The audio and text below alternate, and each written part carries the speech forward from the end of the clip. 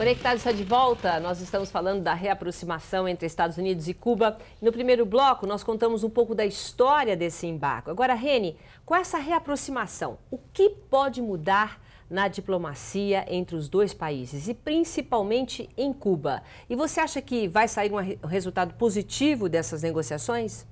Bom, para a negociação evoluir ou realmente acabar com o embargo, Silvia, a gente precisa que o Congresso americano aprove. E isso é uma discussão muito complexa e difícil de acontecer. Primeiro porque tem muita oposição dentro do Congresso contra isso. Pode não acontecer ainda. Sim, não, as chances de não acontecer são muito maiores. Tá? Provavelmente não vai acontecer, porque o Congresso não é a favor, tem muita oposição. Você tem grupos que se opõem, os próprios cubanos que fugiram de Cuba e moram nos Estados Unidos também são totalmente contra. Mas por quê? Porque você está privilegiando, você está bonificando, você está presenteando um regime que persegue as pessoas, que é uma ditadura. Mas peraí, não tem nenhuma mudança? Tipo assim, vai acabar o embargo, mas vai acabar a ditadura, vão acabar os presos políticos, vai acabar a forma de... Não vai acabar nada? Não, esse é o ponto da discussão. O que está sendo, o que o Obama está oferecendo é uma abertura econômica e trocas econômicas, mas ninguém está mexendo na questão política.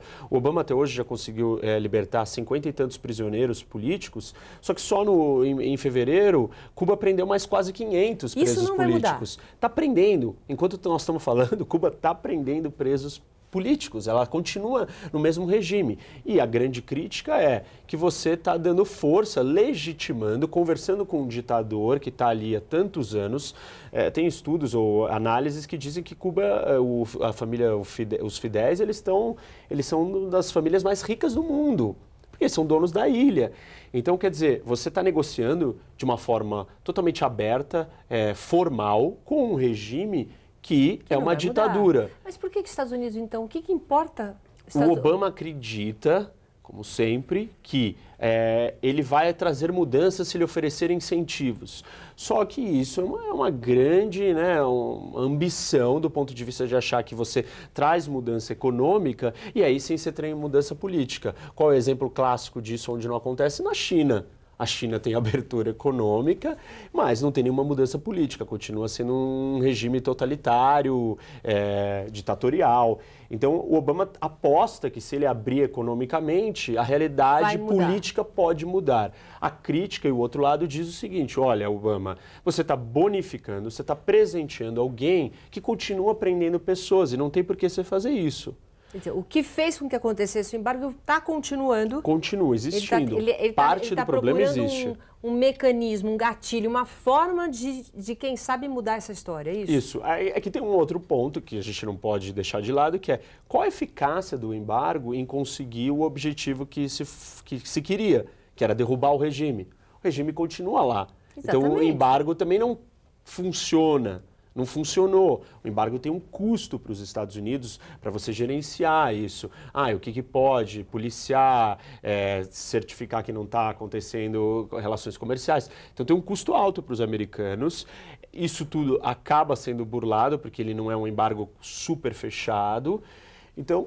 Vai ter liberdade, por exemplo, o cubano sair, voltar, estudar nos Estados Unidos, receber carro, vai ter celular, vai ter tudo. Essa troca vai ter. Por exemplo, a liberdade um pouco. A mídia, o Netflix vai estar entrando em Cuba. Ok. Só que só 25% da população de Cuba tem acesso à internet. E desses 25%, só 5% tem acesso à internet de verdade, na velocidade que a gente conhece.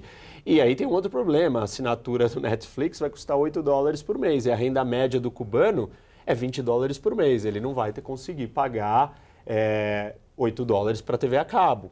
Os cubanos estão gostando?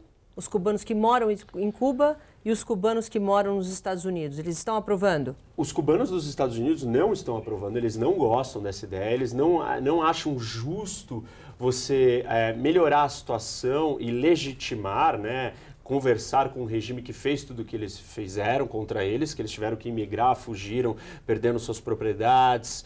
A única saída deles foi para os Estados Unidos. Então, eles não apoiam isso. Mas isso vai mudar. As famílias que eles deixaram lá vão poder visitar? Vão poder. Vão poder. Só que é isso, você vinha embora para os Estados Unidos, você fugia para os Estados Unidos, só que ficava sua mãe, ficava sua avó e você nunca mais via. Não, mas tudo bem. O ponto é que essas gerações já cresceram lá, já se criaram outras famílias, tem muito pouca ligação. Mas o embargo tem uma certa restrição. Se você abrir isso, quem que vai sair ganhando mais economicamente é a Flórida, inclusive, que é onde tem a maior resistência, porque os dissidentes cubanos que moram lá são os que mandam muito dinheiro para a ilha. E essa troca vai ser muito maior e eles vão ganhar muito mais dinheiro. Mas eles não estão preocupados só com a questão econômica, eles estão preocupados com uma questão de justiça do que o regime do Fidel fez contra eles ao longo da vida.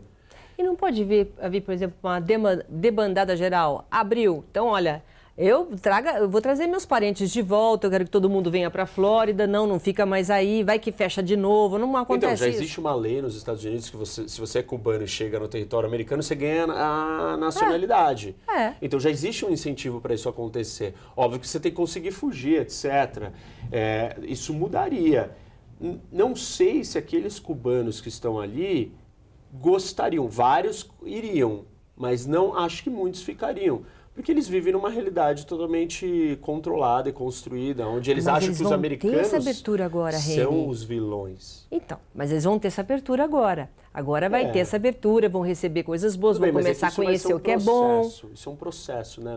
Não é do dia para a noite que eles vão assistir alguma coisa, como eu estava dizendo. Nem todos vão ter acesso a todas essas coisas, né? Tem uma questão econômica, de limitação econômica. Eles não têm dinheiro, não têm renda, não tem como gastar, não tem como viajar, não tem como fazer isso. Então, a grande parte da população vive dentro da história contada pelo Fidel, que os Estados Unidos é o pior país do mundo, é o vilão, a vida lá é horrível. Uma geração que cresceu acreditando nisso. Que é um país imoral, enfim, todas as histórias, aquelas histórias anti-americanas que a gente está cansado de ouvir e que aqui no Brasil tem um monte também.